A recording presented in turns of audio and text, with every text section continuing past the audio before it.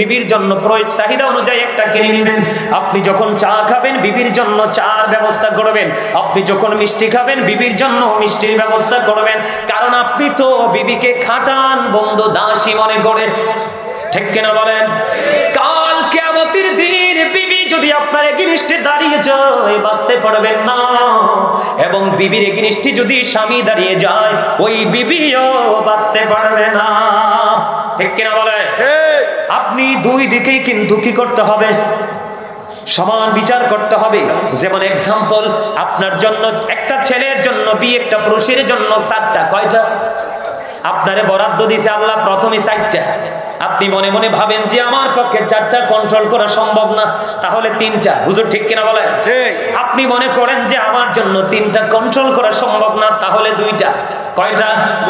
দুইটা। আপনি মনে করেন না না দুটো কন্ট্রোল করা সম্ভব না, তাহলে একটা। আল্লাহ শুরু করছে চারটা দিয়ে আর আপনি শুরু করছেন উল্টো দিক দিয়ে। আপনি কিন্তু মনের মধ্যে শয়তানি আছে, তারপরে আপনি প্রথম একটা করলেন গরিবের, এরপরে গিয়ে করলেন আরেকটা গরিবের, এরপরে গিয়ে করলেন আরেকটা গরিবের। একটার খবর আরেকটা জানে না, আপনি ভাত দিচ্ছেন না, কাপড় দিচ্ছেন না। মনে রাখবেন, একটা বিবি শুধু ভাত কাপড়ে সন্তুষ্ট নয়, তার দাহি শারীরিক চাহিদাও থাকে, ঠিক কিনা বলে? আমার চোখের দেখা বন্ধু, আমার চোখের দেখা একজন, তিনি কি করেছেন, ওনার ছেলে মেয়ে 5-6টা হয়ে গেছে, বড় বড় হয়ে গেছে, পরে কেমনে জানি আরেকটারে গলায় ঝুলাইছে।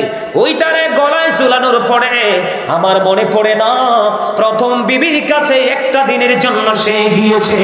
বন্ধু, আমাদের দেশের মধ্যে ব্যভিচারের শেষ নাই, বৈধ বিবির সাথেও বন্ধু বৈধ ব্যবহার করা হয় না। আল্লাহর হাবিব বলেছেন, যদি তুমি কি না করতে পারো, তুমি যদি একটা চারটা বিয়ে করো আপত্তি নাই, তবে সব দিক দিয়ে তুমি সমান বিচার করতে হবে। কি করতে হবে? সমান বিচার করতে হবে। সমান বিচার। যেমন চারটা করছেন বিয়ে, 2 লাখ করে কাবিন করছেন, কয় লাখ? উসুল দিছেন 50,000, কত? আরো পুরো 1.5 লাখ করে দিতে হবে মোহরানা। দিতে হবে কি হবে না?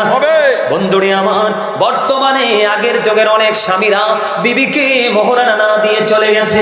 আল্লাহর হাবিব সরকারে মদিনা তিনি জানিয়ে দিয়েছে, একজন স্বামী যদি বিয়ে করেছে, স্বামী স্ত্রীর সাথে তার মেলামেশা হয়েছে, দীর্ঘ জীবন লম্বা জীবন কাটিয়েছে, সক্ষমতা ছিল, কিন্তু বিবিকে এসে তার মোহরানা দিয়ে কবরে যায়নি। আল্লাহর হাবিব সরকারে মদিনা তিনি জানিয়ে দিয়েছেন, কাল হাসরের দিন এমন আযাবের মধ্যে স্বামীকে ফেলানো হবে, জিনাকারীদের অন্তর্ভুক্ত করে তাকে জাহান্নামে নিক্ষেপ করা হবে। জোরে জোরে বলেন নাউজুবিল্লাহ। বুঝছে শুননা, বিবির সাথে ব্যবহার করতে হবে, দাসী মনে করবেন না। এই আপনার থেকেই কিন্তু বিবিকে বানানো হয়েছে, এটা কিন্তু অন্য কোনো কিছু না, সহজ কোনো কিছু না, এটা কিন্তু অত্যন্ত গুরুত্বপূর্ণ একটা জায়গা। আবার অনেক বিবি আছে বন্ধ করে স্বামী রেখে আরেক পুকুরে সাঁতার কাটে, আছে না নাই? আমাদের দেশে দেখা যায় কি যায় না? কথা কয় না। মেয়ে বিয়ের উপযুক্ত, মেয়ে বিয়ের উপযুক্ত, ছেলে 1 বছর পরে বিয়ে, এসএসসি দিব, চলে গেছে। নাউজুবিল্লাহ। নাউজুবিল্লাহ। ও স্বামী তো সারাদিন পরিশ্রম করলো, কি করলো? পরিশ্রম। সারাদিন পরিশ্রম করছে স্বামীটা, রাতের বেলা আসছে, বিছানায় গেছে, তোমাকে কাছে ডাকলো, তুমি কি করলা না? স্বামীর ডাকে সারা, স্বামী ডাকছে এদিকে তাকাও, তুমি ডাকছো অন্যদিকে তাকিয়ে আছো, স্বামী তোমাকে কাছে ডাকছে, তুমি দূরে চলে যাচ্ছ। আল্লাহর হাবিব জানিয়ে দিয়েছেন, স্বামী তোমাকে কাছে ডাকলো, বলো ভালোবেসে আদর করে মায়া করে তোমাকে কাছে ডাকলো, তুমি তোমার স্বামীর কাছে আসলা না, মুখটা উল্টো দিকে ঘুরিয়ে তুমি সারা রাত কাটিয়ে দিলা। আর স্বামী মনের দুঃখে তোমাকে ডিস্টার্বও করলো না, কারণ ও তো জেন্টেলম্যান, ভদ্রলোক, তিনি কি করলেন? ওনার মতো করে তিনি রাত্রিটা কাটিয়ে দিলেন। আল্লাহ রাসূল জানিয়ে দিয়েছেন, ওই নারীটাকে সারা রাত ভর লানতের ফেরেশতারা, অভিশপ্ত ফেরেশতারা খালি তাকে লানত দিতেছে, লানত দিতেছে। জোরে জোরে কন্যা নাউজুবিল্লাহ, আর জোরে কন্যা নাউজুবিল্লাহ। এই আমাদের দেশে শয়তানির শেষ নাই। স্বামীর টাকা চুরি করে লুকাইয়া বাপের বাড়িতে রাখে, 6 মাস পর আইনা কয় আব্বাই দিছে, কথা কয় না? ঠিক আছে না? হ্যাঁ আসেনি, কন্যা কেন আছে? আরে এটি আমার মুখস্থ কথা নয় তো, আমি কিতাব থেকে কালেক্ট করছি এগুলো। আজকে দেখিনি এটি এগুলো মুখস্থ করছে, এগুলো উনি মুখস্থ করছে দেখতে দেখতে। এই আমার দিকে তাকান, যে বিবি তার স্বামীর কথার অনুমতি ছাড়া এই বাড়ি থেকে হে বাড়ি যাবে, একটি টাকা স্বামীর উপার্জিত টাকা তে স্বামীর কথা ছাড়া কাউকে দিবে? কথা কি বুঝতে পারছেন?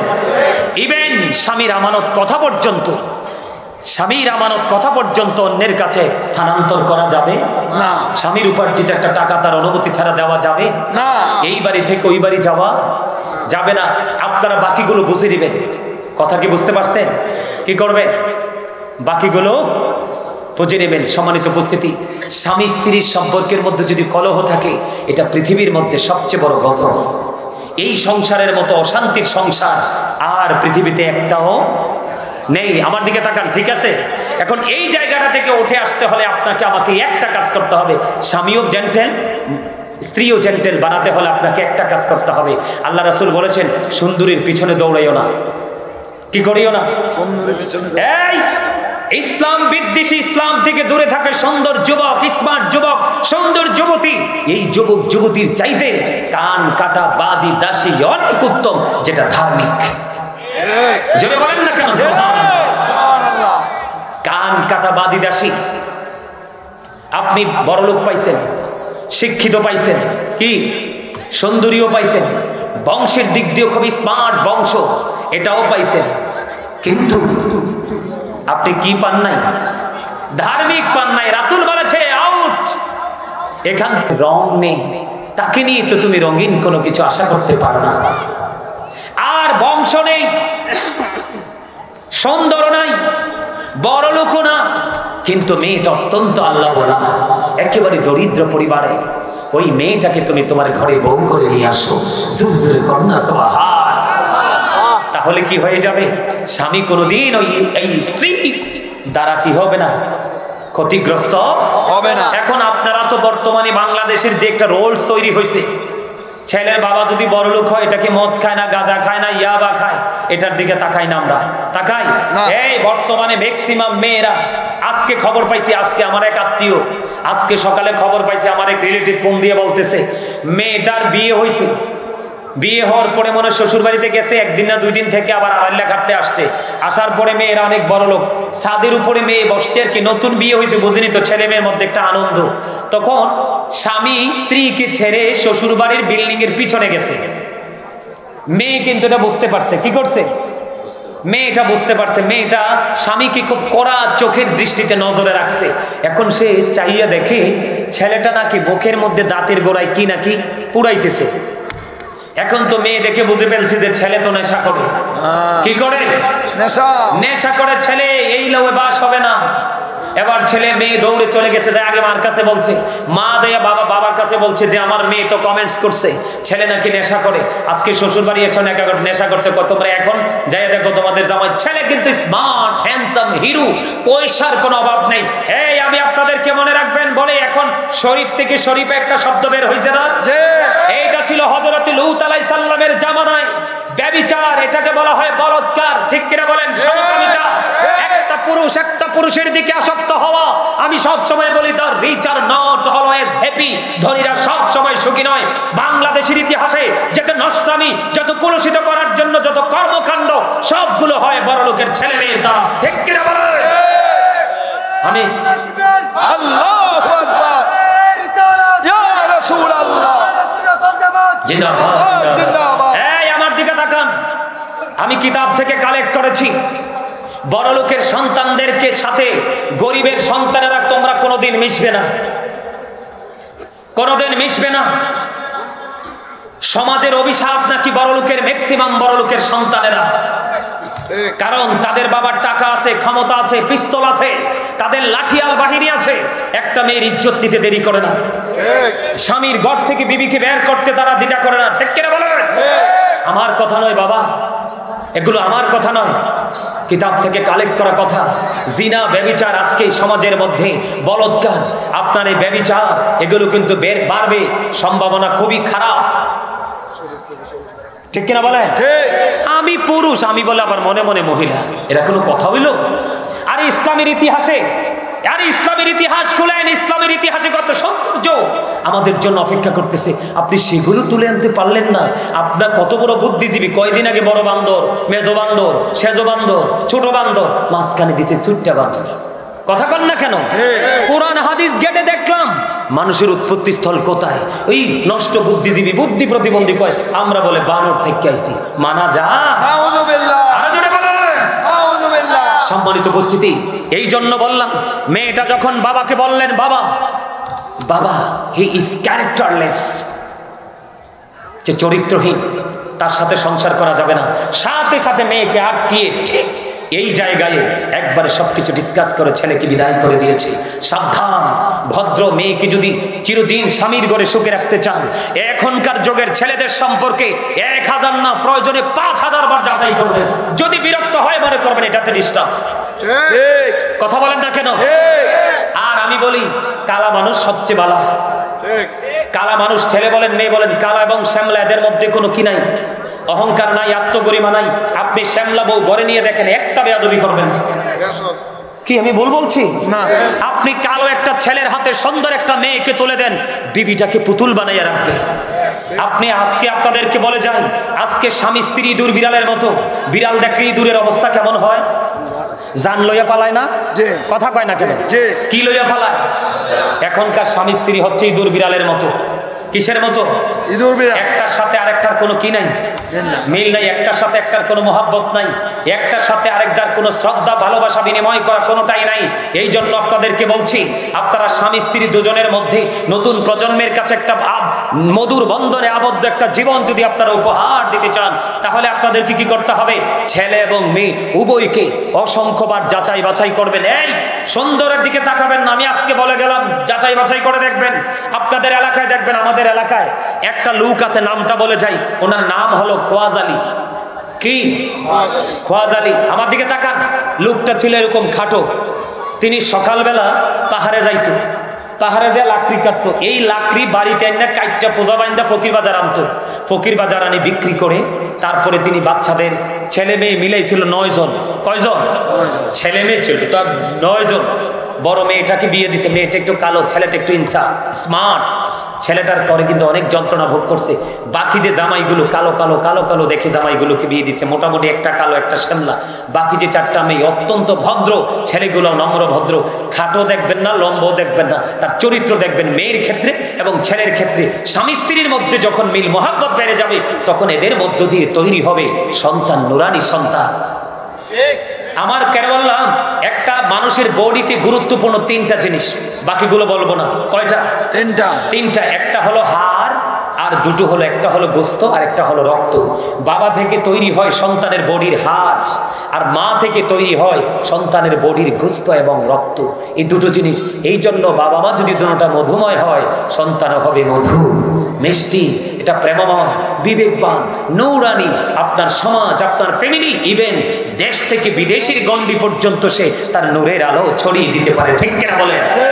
এই জন্য আপনাদেরকে এই জিনিসগুলোর দিকে লক্ষ্য রাখতে হবে। আর এই জিনিসগুলোর দিকে লক্ষ্য রাখতে হলে ছেলে মেয়ের ক্ষেত্রে আপনারা সব সময় ছেলে দেখতে যাবেন এবং মেয়ে দেখতে যাবেন, একজন দক্ষ আলেম নিয়ে যাবেন। কি নিয়ে যাবেন? আপনার মসজিদের ইমাম সাহেব হোক বা পরিচিত কোনো আলেম হোক, দক্ষ একজন আলেম নিয়ে যাবেন। তার দ্বারা ছেলে মেয়ে যাচাই বাছাই করবেন, দেখবেন সংসারে মোটামুটি সুখ ফিরে মধুর বন্ধনে আবদ্ধ হবে। আজকের সমাজ, আজকের জাতি একবারে ধ্বংস। এই দুটোটার সংসার হচ্ছে ইঁদুর বিড়ালের মতো, বাচ্চাও হচ্ছে শিয়াল কুকুরের মতো। পুরো সমাজের মধ্যে মদ খাওয়া, গাঁজা খাওয়া, নেশা করা, যত ধরনের নষ্ট কাজের উৎসাহ দেন, দেখবেন যুবকরা চলে আসবে। আর ভালো কাজের জন্য পায়ে ধরে আনা যায় না, তার কারণ তাদের সমস্যাটা গোড়ায়। আর আমি আমার দিকে তাকান, এখনকার কি আমাদের সমাজে বিয়ে মুসলমানিতে গান বাদ্যযন্ত্র হয় কি হয় না? এটা কেন বেশি হয় জানেন? এখনকার ছেলেরা কেন এই গান বাদ্যযন্ত্রের দিকেই তারা আসক্ত? তার কারণ হলো, ছেলের বাড়িতেও ঢোল বাজছে, বিয়ের দিন মেয়ের বাড়িতেও ঢোল বাজছে, দুজনে ঢোল বাজাই একত্রিত হয়েছে, আর বাচ্চাও এটা আইছে ঢোলের মতো হইয়া।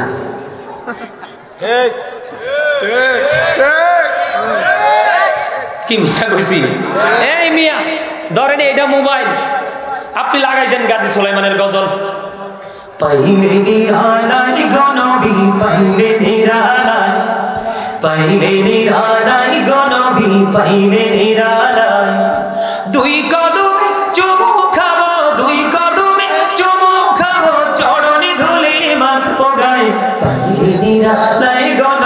পাইলে নিরালায়। দেখবেন এটা শুনতো না, এটা শুনতো না, এবার লাগাইয়া দেন ওই যে ডিজিটাল, দেখবেন এটা বান্দরের মতো চাই থাকবো। কথা কন না কেন? আরে গজল লাগাই দিলে দেখবেন এটা এক লোক পাও খাইতো না, আর এটা গান লাগাই দেন দেখবেন পেট এটা উঠতে যাবে একটু পরে, খবর নাই, কারণ এটা তুই হ্যাঁ ঢুকে গেছে। এই আমার দিকে তাকান, আমি একটু মজা করে কথাটা বললাম, এদিকে তাকান।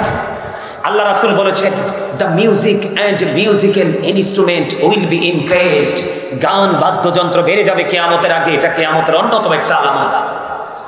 এই আল্লাহ রাসূল বলেছেন কিয়ামতের পূর্বক্ষণে পৃথিবীতে কিছু মানুষের চেহারাটা বিকৃত হয়ে যাবে, মাটির মধ্যে তাদেরকে গ্রথিতকরণ করা হবে। ইয়া রাসূলুল্লাহ, তারা কি তাওহীদ মানবে না? তারা কি লা ইলাহা ইল্লাল্লাহ মানবে না? রাসূল বলেছেন মানবে। মুহাম্মদুর রাসূলুল্লাহ সাল্লাল্লাহু আলাইহি সাল্লাম, তারা কি রিসালাত মানবে না? রিসালাতও মানবে। আল্লাহ রাসূল বলেছেন ওয়া ইয়াসুমুন ওয়া ইয়াহুজ্জুন ওয়া ইউসাল্লুন, তারা নামাজও পড়বে, হজও করবে, রোজাও রাখবে। আল্লাহ মানবে, রাসূল মানবে, রোজা রাখবে, হজ করবে, নামাজ পড়বে। ইয়া রাসূলুল্লাহ, ইয়া হাবিবাল্লাহ, নবী নবী গো, তারপরেও কি তাদের এই সাজাটা বহাল থাকবে? নবীজি বললেন তারপরেও তাদের এই সাজাটা বহাল থাকবে। তার কারণ হলো অশ্লীল শব্দ দ্বারা যে গান রচনা করা হয়েছে, অশ্লীল শব্দ দ্বারা যে গান শুনলে, শব্দ শুনলে পুরুষ নারীর অন্তরে কুমন্ত্রণা, কুবুদ্ধি, কুচিন্তা পয়দা হয়। আছে না নাই এরকম গান? মনে নাই? কয়দিন আগে বাসমুরার তলে দিয়া গান যে কইতে কইতে গেছে, আমি এটি কইতে পারতাম না, নোংরা ভাষা। আল্লাহ আমাদেরকে এটি বলার জন্য জবান দেয়নি, আল্লাহ আমাদের জবান দিছে জিকির করতাম। সুবহানাল্লাহ গান। নবীজি বলতেছেন তুমি আল্লাহ মানবা, রাসূল মানবা, নামাজ পড়বা, রোজা রাখবা, হজ করবা, তারপরেও সাজা বহাল থাকবে। অশ্লীল শব্দ দ্বারা গান রচনা করা হয়েছে, মিউজিকের তালে তালে গান বাজানো হয়েছে, এই গানের আসর বসাবে এই জন্য। ঠিক কিনা বলেন? এই মিয়া, আমার কথা শুনলে আপনারা হাসি ওঠে? আরে মিয়া, এই listen to me, follow me, আমার দিকে তাকান। অনেক মজার খবর কই, আমার লগে কিন্তু লুক আইছে। কয়দিন আগে কইরে মাহফিলে গেছিলাম, বিশাল গেট, গেটে মনে খরচ করতে 5 লাখ, বিশাল মাহফিল, মুগ্ধ হয়ে গেলাম মাহফিল দেখে। মানুষগুলো ছিল মানে একবার এক্সপেরিয়েন্স। নবীনগর কোন গ্রাম না? নবীনগর কোন গ্রাম যে জানি না, কথা শোনেন। মাহফিলে গেছি, ওখানকার চেয়ারম্যান সাহেব মাহফিলে দিছে 5, মেম্বার সাহেব মাহফিলে দিছে মাত্র আপনার এই 5,000 টাকা। কত? আর এই পরের দিনই পাশের মাঠে নষ্ট শিল্পীরা আসবে, কোমর ঢুলাইবে, গান গাইবে, যুবকরা মজা পাবে। মাহফিলে পা ধরে আনছে 5,000, পরের দিনের এই নষ্ট স্টেজের জন্য দিয়েছে স্বেচ্ছায় 70,000। কত? এই ভদ্রলোকের আড়ালে যে মুখোশধারী শয়তান, এই শয়তানগুলোর কারণে আজকে সমাজ শেষ। এই জন্য রাসূল বলেছেন, এই আমার দিকে তাকান, রাসূল বলেছেন characterless people will come in national power. রাসূল বলেছেন চরিত্রহীন যাবে, চরিত্রহীন লাভ যাবে ক্ষমতা। এই ক্ষমতায় চরিত্রহীন লোক যাওয়া মানে ইসলাম জাতি সব ধ্বংস হওয়া। কথা বলেন না কেন? কিছু কিছু জায়গায় এত নষ্ট মানুষ দায়িত্ব নিয়েছে, ইভেন মসজিদের মিম্বর পর্যন্ত দখল করে নিয়েছে। আপনারা জানেন না? এই আমার দিকে তাকান অতিথি সাহেব, আপনারা স্পেশাল অতিথি আজকের মাহফিলের। আজ থেকে মনে হয় 15 দিন আগে বা আরো বেশি হতে পারে, আমাদের শহরের এক জায়গায় খতিব সাহেব জুমার দিনে সুদ নিয়ে আলোচনা করছে, কিন্তু তিনি জানতেন না সভাপতি যে ইন্টারন্যাশনাল সুদখোর। ঠিক ওয়াজটা করে নামতে দেরি, বলছে আগামী জুমায় আপনারা আসার দরকার নাই। এই জন্য বললাম, স্বামী স্ত্রী এই দুটো জায়গা যদি ঠিক থাকে, তাহলে পৃথিবীতে ঠিকঠাক সব ছেলে এবং মেয়ে আসবে। পৃথিবীকে কলুষিত করার, ইসলামকে ধ্বংস করার কোনো চেষ্টা করে কেউ কি হতে পারবে না, সফল হতে পারবে না। আর আন্না আন্না মনু এই কি ফলো বি মুহাম্মদ সাল্লাল্লাহু আলাইহি ওয়াসাল্লাম, মুহাম্মদ সাল্লাল্লাহু আলাইহি সাল্লামের অনুগত হয়ে যাও। আল্লাহ উইল লাভ ইউ, আল্লাহ তোমাদেরকে ভালোবাসবে। এন্ড ফরগিভ ইউর সিনস, আল্লাহ তোমাদের জীবনের গুনাহগুলি maaf করে দিবে। জোরে জোরে বলেন না সুবহানাল্লাহ। আরে আরবিতে বলেন না সুবহানাল্লাহ। রাসূল বলতেছে I am from the light of Allah and everything has been created from my light. রাসূল বলতেছেন আমি আল্লাহর নূর থেকে, সৃষ্টির সব কিছু আমি নবীর নূর থেকে। জোরে জোরে কন্যা সুবহানাল্লাহ। নূর মানে তো আলো। জি। নূর মানে কি আলো। আজকে আমরা কি আলোকিত না? আরে না, কে কইছে আমরা আলোকিত? আমরা 100% অন্ধকারাচ্ছন্ন পরিবেশে। সমাজে সুদ আছে না, ঘোষ আছে না, মিথ্যা আছে না, ঘোষ খেয়ে গরিবের উপর নির্যাতন করে কাঁধে কাঁধে সমান বন্ধুর দিকে রায় দেওয়া আছে না, মা বাবার কলিজায় আগুন দেওয়া আছে না। আরে বর্তমানে স্বামী স্ত্রী তো ইঁদুর বিড়ালের মতো। কথা বলেন না কেন? মহিলাদের পর্দা আছে, পুরুষের পর্দা আছে নাই। তো আপনি আমি নুরানি হলাম কিভাবে? আপনি আমি আলোর মধ্যে বিরাজ করতেছি কিভাবে? নাই তো। এই জন্য বলেছি মুরব্বী মানুষের অন্তর হলো আল্লাহ রাসূলের প্রেম ভালোবাসায় ভরা। বর্তমান প্রজন্মের ম্যাক্সিমাম যুবক যুবতীদের অন্তর হলো হিংসা, নোংরামি, ইহুদি কালচারে ভরা। কথা বলেন না কেন? আজকে দেখে আসছি হিন্দুরা মূর্তি বানায় নাচতেছে, আসতে পারতেছি না, পুলিশ পর্যন্ত তাদের কাছে অসহায়। এই আমার দিকে তাকান, দুটো কোরআনের আয়াত তেলাওয়াত করব। আল্লাহ বলতেছে ইন্নামাল খামরু ওয়াল মাইসিরু ওয়াল আনসাবু ওয়াল আজলামু রিজসুম মিন আমালিশ শাইতান। আগে বলেন এই শয়তান আমাদের বন্ধু না শত্রু? শত্রু। Satan is the eternal enemy of the believers. Inna shaytana lakum aduwwun fattakhizuhu aduwwa। কিন্তু মুমিন সম্পর্কে আল্লাহ ব্যতিক্রম তথ্য দিয়েছে। আল্লাহ মুমিনদেরকে আশ্বস্ত করেছে। আল্লাহ বলেছেন ইন্না কাইদা শাইতানি কানা দাঈফা। আল্লাহ বলেছেন শয়তান ডিসিপশন ইজ ভেরি উইক। শয়তানের ধোঁকা মুমিনের জন্য একেবারে দুর্বল। সুবহানাল্লাহ বলেন না কেন? আজকে আপনারা যারা এখানে আসছেন আপনাদের কাছে শয়তান ব্যর্থ, আর এই শয়তানের ব্যর্থতাই হলো আপনাদের বিজয়। সুবহানাল্লাহ। আপনারা কিন্তু আজকে যুদ্ধে বিজয়ী হয়েছেন, জানেননি এটা? আরো জোরে। এই আল্লাহ কি কয়? মদ, জুয়া, মূর্তি, ভাগ্য গণনা, ঘৃণ বস্তু শয়তানের কাজ। তাহলে আজকে যেটা হচ্ছে শয়তানের কাজ, এখানে মুসলমানও আছে। এবার আসেন তাদের সম্পর্কে আল্লাহ ব্যতিক্রমী তথ্য দিয়েছে। ইন্নাল কাফিরিনা কানু লাকুম আদুওয়াম মুবিনা। আল্লাহ বলেছেন the heretics are the eternal enemy of the believers. ঈমানদারদের প্রকাশ্য শত্রু হলো বেঈমান কাফেররা।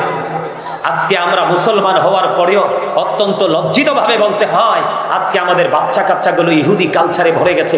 মাথার চুল কাটার স্টাইল ইহুদিদের স্টাইল, স্বামী স্ত্রীর, মুসলমানের স্বামী স্ত্রীর চলার স্টাইল ইহুদিদের স্টাইল। কথা বলেন ঠিক না ঠিক? ছেলেদের চলার স্টাইল একবারে পর্দা তো নাই, একবারে নোংরা স্টাইল। মেয়েদের চলার স্টাইল একবারে নোংরা স্টাইল। আমি আজকে দুটো বিষয় নিয়ে আলোচনা করব, নারী এবং পুরুষের পর্দা এবং স্বামী স্ত্রীর মধ্যে কিভাবে সহনশীলতা, কত সুন্দর মাধুর্যপূর্ণভাবে স্বামী স্ত্রী আচরণ করবে এবং জীবনযাপন করবে। দুটো বিষয় নিয়ে আলোচনা করব। এই জন্য আমি আজকে রাসূল নিয়ে একটু আলোচনা করেছি, কারণ এই ট্রেনিং দিয়েছেন আপনার আমার প্রাণীর নবী। ঠিক কিনা বলে? বন্ধুরি আমার, সর্বপ্রথম আমি বলবো পুরুষের পর্দা নিয়ে। বন্ধু, সারা জীবন তোমরা নারীর পর্দার খবর শুনেছো। আল্লাহ রাব্বুল আলামিন বলে দিয়েছেন, আমি ছোট্ট করে লাস্ট আয়াতের শেষ অংশটা বলছি। আল্লাহ রাব্বুল আলামিন বলতেছেন লিবাসুত তাকওয়া যালিকা খায়র। আল্লাহ রাব্বুল আলামিন বলে দিয়েছেন যুবকের দল, ও মাসিমপুরের যুবক, হৃদয় খুলে শোনো। এই যে ম্যাক্সিমাম যুবকের পরনে জিন্স প্যান্ট আছে না নাই? দেখেন ওই যে ছেলেগুলো দাঁড়িয়ে আছে এবং আমার সামনে বসে আছে, ম্যাক্সিমাম ছেলেদের পরনে জিন্স প্যান্ট। যুবক ভাইরা তোমরা রাগ হইও না, তোমরা শুধু আজকে জেনে নাও এই পোশাকটা তোমাদের জন্য কতটুকু অভিশপ্ত, এই পোশাক তোমাদেরকে কতটুকু নষ্ট জগতের দিকে নিয়ে যাচ্ছে। আপনাদেরকে বলি, জিন্স প্যান্ট যারা পরে তাদের প্যান্টটা কি নিচে থাকে না নাভির উপরে? কথা বল না কেন? বিশেষ করে জুমার দিনে যখন একজন সামনের কাতার থেকে রুকু দেয়, দ্বিতীয় কাতার থেকে আরেকজন 100% তার লজ্জাস্থান দেখা যায়। কিন্তু তোমরা জানো না, আল্লাহ রাব্বুল আলামিন কোরআন শরীফের 30 পারায় সূরা ইনফিতরের মধ্যে বলে দিয়েছেন, ফি আইয়ি সূরাতিন মা শাআ রাব্বুকা। জোরে জোরে বলে আল্লাহু আকবার। আল্লাহ রাব্বুল আলামিন বলতেছেন আল্লাহ ক্রিয়েটেড দ্য মাইন্ড। আল্লাহর মন মতো করে আমাদেরকে বন্ধু সৃষ্টি করেছেন, গঠন করেছেন। বন্ধু, ও মাসিমপুরের আমার যুবক বন্ধুরা, আমাকে আমাকে তোমরা কেউ শত্রু মনে করো না, কারণ আমি তোমাদের কাছে এসেছি বন্ধু হয়ে। কারণ আজকে আলেমরা বুঝতে পেরেছে আমি আয়াতের যে আজকের ওয়াজের হেডলাইন দিয়েছি, আমার হেডলাইনটা ছিল ইয়া আইয়ুহাল্লাযীনা আমানু কু আনফুসাকুম ওয়া আহলিকুম নারা। আল্লাহ রাব্বুল আলামিন ঈমানদারদেরকে ডেকে ডেকে বলেছেন, O believers, save yourself and your families from the fire. Allah রাব্বুল আলামিন মুমিনকে ডেকে বলেছে, তুমি জাহান্নাম থেকে বাঁচো এবং তোমার পরিবারকেও জাহান্নাম থেকে বাঁচাও। আমার বাড়ি যদিও কুমিল্লাতে, বুড়িচং থানা, বুড়িচং উপজেলা বন্ধু, আপনারা যদিও মাসিমপুর, কিন্তু আমরা নবীর সৈনিক হিসাবে সবাই একই পরিবারের সদস্য। সুবহানাল্লাহ। এই জন্য আমার আপনাদেরকে বাঁচানোর রাস্তা দেখাবো, সেই বিষয়ের উপরে ইনস্ট্রাকশন দেব। বন্ধু যুবকদেরকে বলছি রে, হৃদয় করে তোমরা শোনো। যেমনি করে সকালে ফুরকানিয়া মাদ্রাসা আউট করে দিয়েছে বেঈমানেরা কৌশল করে, কিন্ডারগার্টেন আবিষ্কার করে। কথা বলেন না কেন? নবীজি বলেছে উম্মতের জন্য যদি কষ্টকর না হতো, প্রত্যেকটা নামাজের আগে আমি মেসওয়াকের ঘোষণা দিতাম। কৌশল করে বেঈমানেরা ব্রাশ আবিষ্কার করে মেসওয়াক নামক সুন্নাত তোমার হাত থেকে কেড়ে নিয়েছে। এমনি করে করে আজকে বলতে চাই, আল্লাহ বলেছে মানুষকে সুন্দর করে সৃষ্টি করেছেন, ওই মানুষ পৃথিবীতে উলঙ্গ থাকতে পারবে না। এই জন্য আল্লাহ রাব্বুল আলামিন তাদের জন্য 3 শ্রেণীর পোশাক দিয়েছেন। ইয়া বানি আদম কদ আনসালনা আলাইকুম লিবাসান ইউওয়ারি সাওআতিকুম ওয়া রিশানু লিবাসুত তাকওয়া যালিকা খায়র। জোরে জোরে বলুন আল্লাহু আকবার। আদম সন্তানের জন্য আল্লাহ রাব্বুল আলামিন 3 শ্রেণীর পোশাক দিয়েছেন। বন্ধু তুমি প্রতিদিন লজ্জাস্থান ঢাকার পোশাক পরো, দ্বিতীয়ত তুমি সাজের পোশাক পরো, কিন্তু আল্লাহর কাছে সবচেয়ে পছন্দের পোশাক হলো তাকওয়ার পোশাক। এই বন্ধু তোমরা সবাই শোনো, বিশেষ করে যুবকদেরকে বলছি, দাড়ি পাকা মুরব্বী বাবাদেরকে দাদাদেরকে বলার দরকার নেই, ওরা ওদের সব কিছু কন্ট্রোলিং এ রেখেই তারা এই পর্যন্ত এসেছে। তোমাদেরকে আমি বলতে চাই, আল্লাহ বলেছে পুরুষের জন্য ফরজ যেই পোশাকটা উপর দিয়ে থাকবে নাভি বরাবর। কি বরাবর? নাভি বরাবর। নিচের দিক দিয়ে থাকবে টাকনুর উপরে। এই সীমাবদ্ধতার মধ্যে রেখে পোশাক পরা, এই সীমাবদ্ধতার মধ্যে রেখে পোশাক পরা, এটা হলো ঈমানদার পুরুষদের জন্য ফরজ। সুবহানাল্লাহ বলে না? সুবহানাল্লাহ। আমার যুবকরা তো আগে যেতেছে, আমার যুবকরা আগে যেতেছে, কি করবো কর? এরা ওই জিন্স প্যান্টের কথা কইছি যে, ওখানে হেসাটা কি আমি কইতাম না? কর, কথা বলেন না কেন? সত্যটা বলার দরকার আছে না নাই? আছে। বুখারী শরীফের মধ্যে এসেছে ছোট্ট একটা হাদিস, বুখারী শরীফের মধ্যে এসেছে, যার পোশাকটা উপর দিয়ে থাকবে নাভির উপরে এবং নিচের দিক দিয়ে থাকবে টাকনোর নিচে, ওই ব্যক্তির জন্য ঠিকানা হবে জাহান্নাম। কি জাহান্নাম? আপনি লুঙ্গি বলেন, প্যান্ট বলেন, পায়জামা বলেন, ট্রাউজার বলেন, যেটাই বলেন, আপনি উপর দিয়ে থাকতে হবে নাভির উপরে অথবা নাভি বরাবর, আর নিচের দিক দিয়ে রাখতে হবে টাকনোর উপরে। এই কন্ডিশনে পোশাক পরা ঈমানদারের জন্য ফরজ। এই যে যুবকেরা, এখন যদি আমি তাদেরকে একজনকে দাঁড়াই যে বাবা তুমি দাঁড়াও, দাঁড়ানোর পরে যদি বলি তোমার গেঞ্জিটা উপরের দিকে ওঠাও, আমি দেখতে পাবো তাদের প্যান্টটা কম পক্ষে নাভি থেকে 3 থেকে 4 আঙ্গুল নিচে। কথা বলেন না কেন? তোমাকে তো আল্লাহ রাব্বুল আলামিন এমন লজ্জিত পোশাক পরার জন্য বলেনি, আল্লাহ বলেছেন তোমাকে পোশাক দিয়েছি লজ্জাস্থান ঢেকে রাখার জন্য। কথা বলেন না কেন? এবার বন্ধুরে আমার, এখানে বিজ্ঞান গবেষণা থেকে, বিজ্ঞান সায়েন্টিফিক যারা গবেষণা করে বন্ধ বের করেছে, যেই পুরুষদের পোশাকটা থাকবে টাকনোর নিচে, তার যৌবন শুকিয়ে যাবে। যেই নারী, এখন দেখবেন নারীরা, আমরা হুজুররা যেমনি পায়জামা পরি, ঠিক না বলে?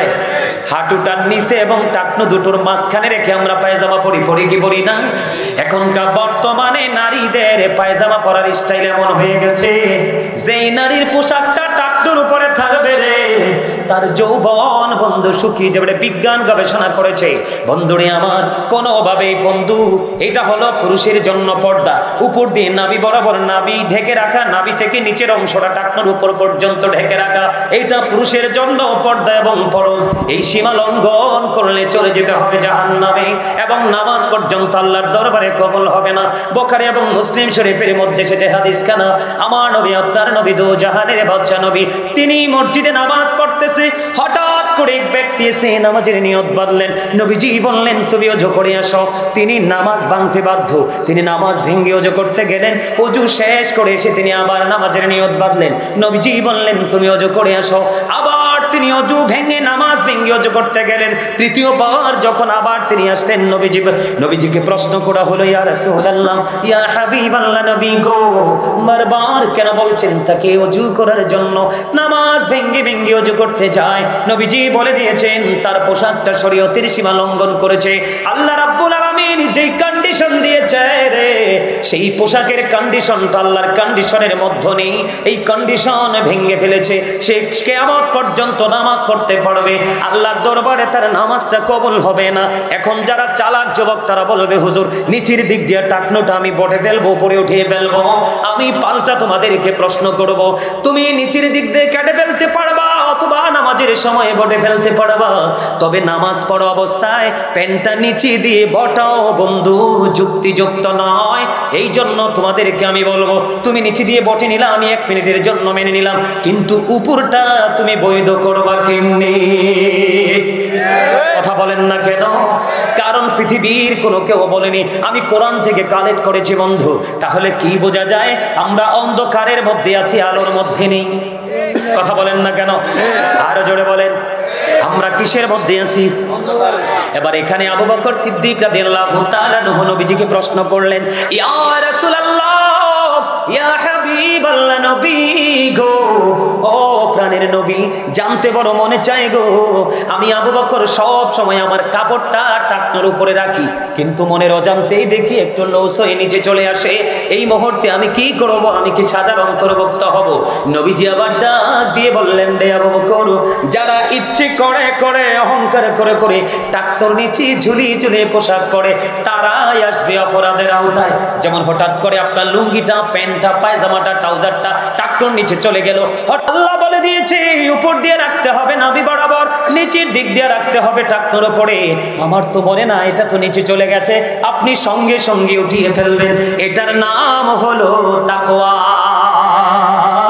আর যাদের মধ্যে তাকওয়া আছে তাদের জন্যই রয়েছে আল্লাহর পক্ষ থেকে পুরস্কার। এই পুরস্কার হলো অদ্বিতীয়, অবর্ণনীয় সুখের জায়গা, জান্নাত। সুবহানাল্লাহ। ছোট্ট করে বললাম পুরুষেরটা, এবার আমি নারীদের দিকে যাই। আল্লাহ রাব্বুল আলামিন নারী সম্পর্কে বলেছেন, ওয়াকারনা ফি বুয়ুতিকুন্না ওয়ালা তাবাররাজনা তাবাররুজাল জাহিলিয়াতিল উলা। আল্লাহু আকবার। আমার দিকে তাকান, আল্লাহ রাব্বুল আলামিন নারীদেরকে সাবধান করেছে, ওই জাহিলি যুগের নারীদের মতো তোমরা তোমাদের রূপ বেগানা পুরুষদেরকে দেখায়ও না। তোমরা পর্দার মধ্যে থাকো, ঘরের মধ্যে থাকো, ঠিক কিনা বলে? বলেছেন কে? আল্লাহ। আল্লাহ। আমি ছোট্ট ছোট্ট করে বলবো, কারণ লম্বা করে করে বললে সব মনে রাখতে পারবেন না। আল্লাহর হাবিব সরকারে মদিনা বলেছে, এখনকার নারীরা ওড়না পরলে চুল দেখা যায় কি যায় না? শাড়ি পরলে তার অঙ্গ দেখা যায় কি যায় না? কথা বলে না, যায় কি যায় না? আমার নবীজি বলেছেন, যেই মহিলা পোশাক পরার পরেও, জামা পরার পরেও, শাড়ি পরার পরেও তার অঙ্গ দেখা যায়, তোমরা মনে রেখো ওই মহিলা পোশাক পরিহিত মহিলা নয়, ওই মহিলা হলো ল্যাংটা মহিলা, উলঙ্গিনী। জোরে জোরে কন্যা নাউজুবিল্লাহ। মহিলা যদিও মনে করতেছে সে শাড়ি পরেছে, কি করেছে?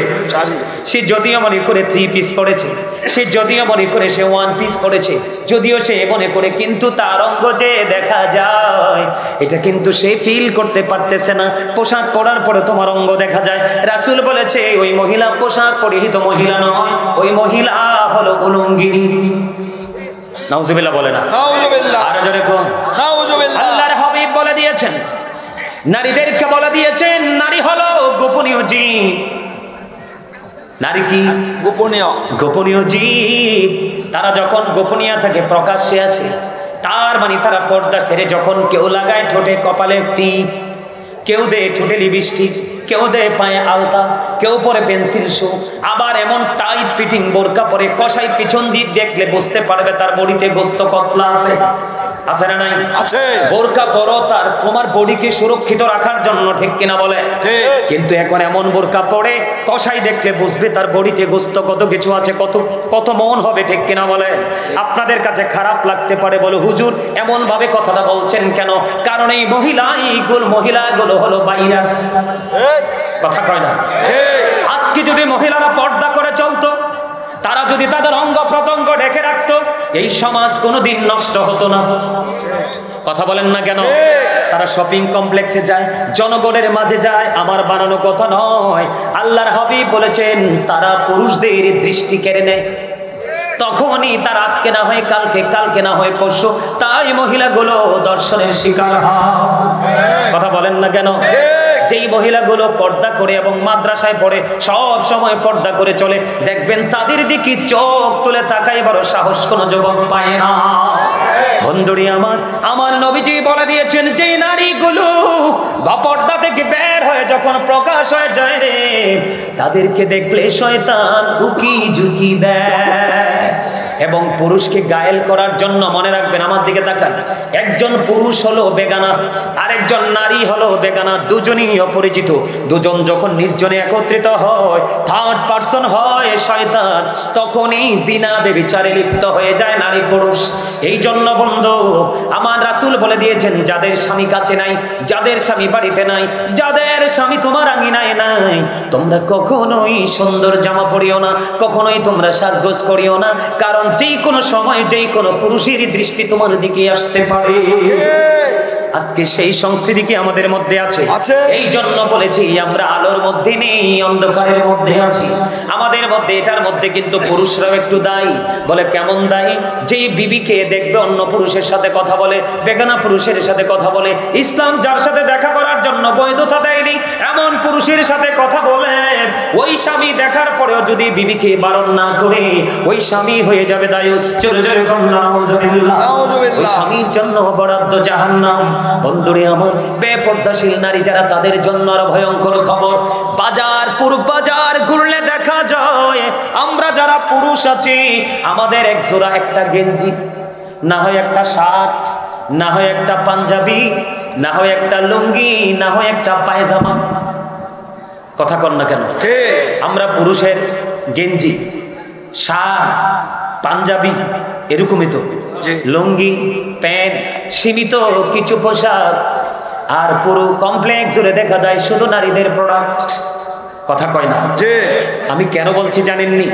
আমি রহস্য ছাড়া কথাটা বলছি না বন্ধু। আল্লাহর হাবিব সরকারে মদিনা তিনি বলে দিয়েছেন, এক শ্রেণীর মহিলা কিয়ামতের আগে আমরা প্রজন্মের পর প্রজন্ম দেখতে পাবো। এই মহিলাগুলোর নাম হলো মর্দা মহিলা।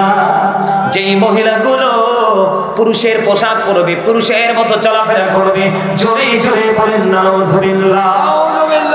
এতটা নির্লজ্জ, এতটা বেহায়া, এত সুন্দর সুন্দর সফট পোশাকগুলো বন্ধ নারীদের জন্য।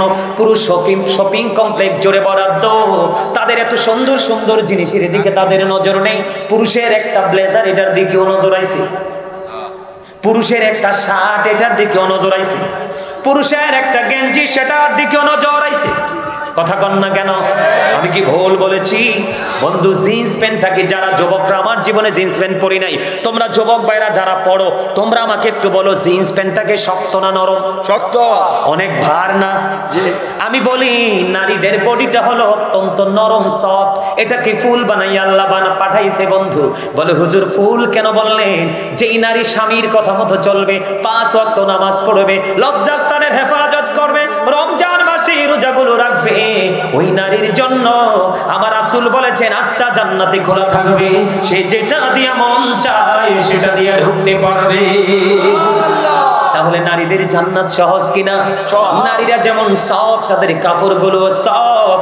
এখন দেখি আমাদের পুরুষরা যে ক্যাশ পরে সকালে মর্নিং ওয়াক করে। কি করে? Morning walk. নারীর যেই নারী পুরুষের পোশাক পরবে, যেই পুরুষ নারীদের পোশাক পরবে, আমাদের মধ্যে কিছু যুবক দেখতে পাই লম্বা লম্বা চুল রাখি, বিভিন্ন বেঈমান খেলোয়াড়দের মতো করে। এখন চুলগুলো তো আর সামলাইতে পারে না, কারণ এটা তো তার প্যাশন। নারীদের ব্যান মাথার মধ্যে লাগাই, কি করবো কম? কি লাগাই কি লাগাই না?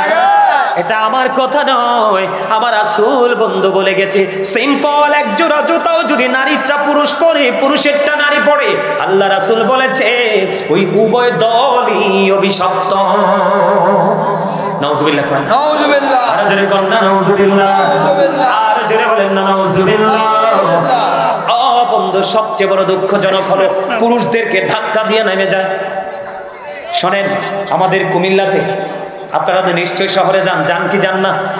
আমাদের রাজগঞ্জ পার হয়ে মোগলটুলি পার হয়ে ঠিক হাই স্কুলের গেট, আমি অটোর মধ্যে যাচ্ছি আমার কাজে, তো এক মহিলা আসছে, ওই যে দায়ুস যেটাকে বলা হয়, হাতে একটা কাঁধে ব্যাগ ঝুলাই আসছে।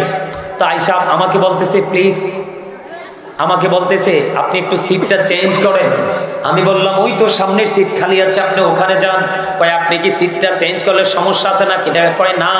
আমি বলছি না, আমি এটাতেই বসছি, এটাতেই বসে থাকবো, আপনি সামনের সিটে বসেন। কয় না, আপনি এটা থেকে ওঠেন। অনেক তর্ক বিতর্ক পরে ড্রাইভার বলল খালি আছে সিট, উঠলে ওঠেন, নাইলে চলে যান। আপনি বলেন বেয়াদবের তো আমাকে না, তুমি দেখছো একজন মৌলবী সাহেব বসে আছে, এত বড় দায়ুস, এত বড় বেয়াদব, পুরুষের ধাক্কা খাইতে চায়, পুরুষের পাশে বসতে চায়, পুরুষের সাথে ইচ্ছে করে লাগতে চায়। বন্ধু, পুরুষের মতো চলাচল করে হাদিসের ভাষায় ওই মহিলাগুলোকে বলা হয় মর্দা মহিলা। আল্লাহ রাসূল সরকারে মদিনা তিনি বলে দিয়েছেন ওই মর্দা মহিলাগুলোর জন্য জাহান্নাম তো বরাদ্দ আছে রে, তাদের জন্য একটা খাবার বরাদ্দ আছে। ইয়া রাসূলুল্লাহ, ইয়া হাবিবাল্লাহ, খাবারটার নামটা কি? নবীজি বলে দিয়েছেন এই খাবারের নাম হলো বন্ধু তিনাতুল খাবাল। ইয়া রাসূলুল্লাহ, এই তিনাতুল খাবালটা কি গো? এই তিনাতুল খাবালটা হলো আরেকটা জাহান্নামের নিংড়ানো রক্তপুঞ্জ। ওমা আস্তে নাউজুবিল্লাহ, নাউজুবিল্লাহ। আরে আর জোরে বলেন না নাউজুবিল্লাহ। নাউজুবিল্লাহ মানে কি জানেন? নোংরা জিনিস থেকে বাঁচার দরখাস্ত করা। হুজুর এরকম না তো এটা কন্যা কেন? আপনাদের কাঁধে কোনোদিন কোনো হুজুর বড় শক্ত জোয়াল দিবে না, যেটা একবারে সহনশীল এটাই দিবে। কইতে আছি সুবহানাল্লাহ কইতেন, কন্যা সুবহানাল্লাহ জিকির, আলহামদুলিল্লাহ জিকির, লা ইলাহা ইল্লাল্লাহ জিকির, আল্লাহু আকবার জিকির, সৎ কাজের জন্য ডাকা জিকির, অসৎ কাজের জন্য বারণ করা জিকির, নামাজ পড়া জিকির, হজ করা জিকির। তাহলে আল্লাহরা বলছে তোমরা আমার স্মরণ করো, আমি তোমাদের স্মরণ করব। এটা কি বারবার বলতে হয়? আপনারা তো চালাক না, বোকা। বোকা মানুষই জায়গায় জায়গায় খায় ধোকা। আর এমন ধোকা খাইবেন জায়গা মতো যাইয়া, ওইখানে আল্লাহ কয় সাবধান হইয়াইও, লা ইয়ামুতু, people will not die that day, মরতে পারবা না। ফিহা ওয়ালা ইয়াহইয়া, people will not be able to live that day, বাঁচতেও পারবা না। আল্লাহ বলেছেন আমা হুমান হাবিয়া গাইবিন, people will not be able to escape that day, সেখান থেকে চাইলে পালাতেও পারবা না। বাঁচার সুযোগ নাই, মরার সুযোগ নাই, পালাবারও। এই আমাদের দেশে দেখেন অপসংস্কৃতি কিভাবে প্রকাশিত হয়। প্রত্যেকটা বাবা তার মেয়েকে বানায় ডিজাইনেবল, ম্যাক্সিমাম বাবাই তার মেয়েকে বানায় কি ডিজাইনেবল। কিন্তু ছেলে বিয়ে করানোর সময় বউ খুঁজে ভদ্র, নামাজি। আচ্ছা কোন বিচার কি উচিত হইছে? আরে বলেন না কেন? না, আপনার মেয়ে তো ওই ঘরের বউ, ওই ঘরের মেয়ে আপনার ঘরের বউ, তো প্রত্যেকটা বাবা মেয়েকে বানান ডিজিটাল, বেপরদাশীল। এখন বউ খুঁজেন পর্দাশীল, তাহলে কি বলবো? এখন প্রত্যেকটা ঘরে ঘরে পর্দাশীল মেয়ে তৈরি করে, প্রত্যেকটা ঘরে ঘরে অটোই চলে আসবে পর্দাশীল বউ, আর প্রত্যেকটা ঘরে যখন অটো চলে যাবে পর্দাশীল বউ, অটোমেটিক্যালি বের হবে নুরানি ছেলে এবং মেয়ে। কথা কন না কেন? আরে বাপরে বাপ, বাজার থেকে কিনে আনছেন তেঁতুলের সারা, এটা লাগাইছেন, তাও সারা চিন্না আনতে পারছেন না, দেখছেন সুন্দর লই আইছেন, একইবারই টক। কারণ এটা লাগাইছেন, বড় হইছে, তেঁতুল পাক্কা পড়ছে, কামড় দিয়ে দেখেন মা গো মা, সাপাও শেষ, চুলও খারাই গেছে, দাড়িও খারাই গেছে। কি দাঁড়ে এটা কেমনি চাই আনলাম। আর আল্লাহ রেখন, আল্লাহ আমি তো ভাবছিলাম এই গাছে ল্যাংরাম ধরবো, তা আল্লাহ কই তুমি কি ব্যাক কর, আনতে সময় টক তেঁতুলের সারা আনছে, ল্যাংরাম খোঁজা, তাড়াতাড়ি বোকা। এই জন্য আপনি যেন চিরস্থায়ী যেই ফাইনাল জীবনে যেন ধোঁকা খেতে না হয়, বুঝে শোনে ল্যাংরামের পিছনে দৌড়ান। মাঝে মাঝে একটু এক্সাম্পল দিই আর কি, সহজে বোঝার জন্য। আসলে তেঁতুলের সারা লাগাই একে ল্যাংরাম খাওয়ার স্বপ্ন দেখা যায়? কথা কম যায়, মোটেও যায় না। তো এই জন্য আমাদের বুঝতে হবে, পর্দা করতে হবে নারী এবং পুরুষ দুজনকে, তখনই কিন্তু পর্দাশীল সন্তান নুরানি সন্তান পৃথিবীতে আসবে। আমার দিকে তাকান বন্ধু, এখনকার গড়ের ম্যাক্সিমাম পুত্রবধূর সম্পর্ক ভালো দেবরের সাথে আছে না নাই? আছে। দেবরের সঙ্গে, ননদের হাজবেন্ডের সঙ্গে। কথা কন না কেন? আমার নবী, আপনার নবী, দু জাহানের বাচ্চা নবী সরকারে মদিনা, নবীকে প্রশ্ন করা হলো, ইয়া রাসূলুল্লাহ, দেবর সম্পর্কে আপনার কি